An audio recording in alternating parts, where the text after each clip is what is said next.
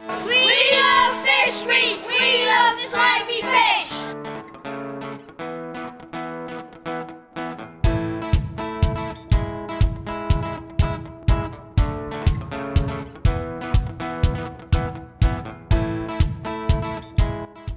Unwaith y flwyddyn, mae Sir Benfro yn denu ymwelwyr yn ei miloedd yw wythnos bysgod unigryw arbennig ei hun.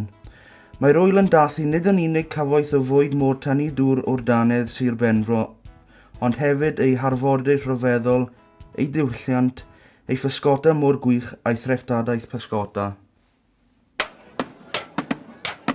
Mae'r cyffro'n dechrau i garwyr bwyd, i deuluoedd ac i bysgotwyr gyda diwrnod agored a gynhelir y Marina Aberdai gleddau, ac sy'n ymestyn dros y sir gyfan yn ystod yr wythnos ganlynol. Mae'r ŵyl bysgod hon yn cynnwys gymysgedd o hwyl, cyffro, gweithgareddau awr agored, bwyd, cerddoriaeth ac mae'n cynnig tuag 250 o digwyddiadau gwahanol a gynhelir trwy gydol yr wythnos bysgod Sir Benfro.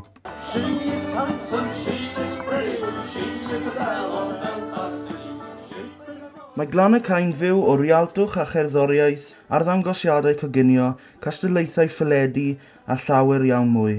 Ble bynnag yr edrychwch mae adloniant i bob oed, o graffiti creadigol i gelfa chrefft, gweithdai galw heibio, peintio palmentydd, adrodd storiau, peintio wynebau, sgiliau syrcus, cerddoriaeth fyw, malu awyr marwrol a pherfformwyr stryd, profiad gwych i'r teulu cyfan. And we've come here today to do some painting with the kids. Well, it's Pembrokeshire Fishweek, so we're trying to get them to think about the animals that would be around in the sea. Os mae bwyd o'ch peth i chi, mae'r dewis yn ddiddiwedd. Os oes well, gennych barbecues pysgod ffres neu sioeau bwyd mor lleol mewn bwyty arfordirol neu arddangosiadau coginio byw a gweithdai rhoi cynnig arni.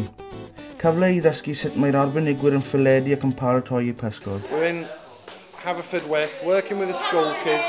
We're doing 40 kids today. They're all going to fillet an amazing fresh mackerel and a plaice. They're going to fillet it themselves and then they're going to cook it and sit down and eat it. And some of these kids have never tasted fish before. They don't like fish, but now they're involved in the filleting and the cooking, they're actually enjoying it. You can see from their reactions, they're absolutely loving getting involved hands-on. Cewch flasu dewis llawn o bysgod a physgod cregyn, gan gynnwys y mathau llai adnabyddus fel y chwernwr, celog a'r cranc heglog. Mae digonydd o ddewis blaswch gawl pysgod cartref, tapas bwyd môr, salad cymwch ffres neu blatiau traddodiadol o sgod a sglod. Mae'r cyfan ar gael yn yr wythnos bysgod Sir Benfro. Fishweek is a wonderful week. It's the only week I think in the British Isles that is dedicated to seafood, and which is really good. And there's so much going on, which I think is great. Lots of events all over the place, and but it's lovely to get out on the water. And not having much luck, but it's very, very beautiful out here. So we'll do a few things on mackerel. We'll do a cured one, serve it raw. Then we'll pan fry it, serve it. Hopefully, see what we got back in the larder, back where we go this evening. Some nice bit of broad beans, chorizo, anything's in season really. So just a great fish to catch and a great fish to cook. And you know what? It's good for you. Doesn't get any better than that. Bydd cogyddion enwog yn rhoi arddangosiadau yn ystod yr wythnos, a bydden nhw'n mynd i bysgota mewn bwyd môr eu hunan oddi ar arfordydd Sir Benfro.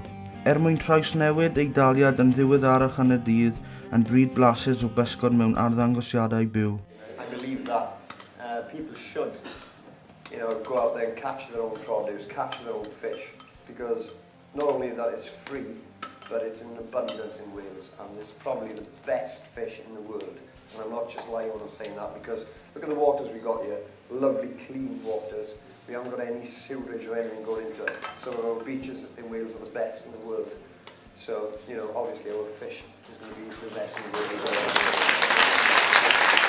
Ond oes dim rhaid i chi garu pysgod i garu wythnos bysgod Sir Benfro. Mae gan Sir Benfro arfordir a chefn gwlad anhygoel, o dyfrffyrdd mewndirol ac aberoedd i draethau tawodlyd ac ynysoedd. Mwynhewch y bywyd môr o gwmpas gwarchodfeydd bywyd gwyllt ar ynysoedd.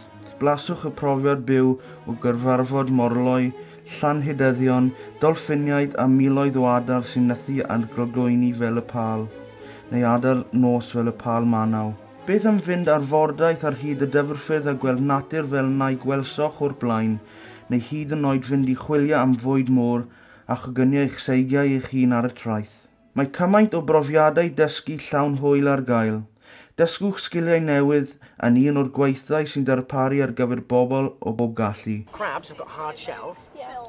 Do they bite? So when they, sometimes, but this one's a bit too weak because when they need to grow, what they do is they split open the back of their shell, like that, and then a soft crab, just gently touch that crab and feel how soft it is.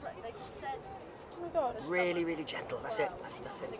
Well, that soft crab has climbed out from inside that shell, and now it's all soft and floppy. It'll swell up a little bit and harden a new shell, and then it'll be ready to go about being a crab again. But for now, it's really, really delicate and really vulnerable, so we need to, well, I'll just show a few more people, and then we'll better go and hide it somewhere so that none of the birds or the other fish or crabs will eat it up. Rhowch gynnig ar saffaris pyllau glan môr, pysgota rhwyd i san, teithau gerdded glan afonydd, dal crancod, cyfle i ddysgu cymaint mwy am amgylchedd. Os mae cyffro sy'n eich cynhyrfu, profwch eich dewrder trwy afod dira, neidio i mewn i'r dyfrdoi crystal clir a gwneud eich ffordd ar hyd y cylgrwyni creigiog, heb anghofio hwylio, canwyo, pysgota o geiac a llawer mwy. It was excellent. It was really, really good fun. I didn't catch any fish, but the others did.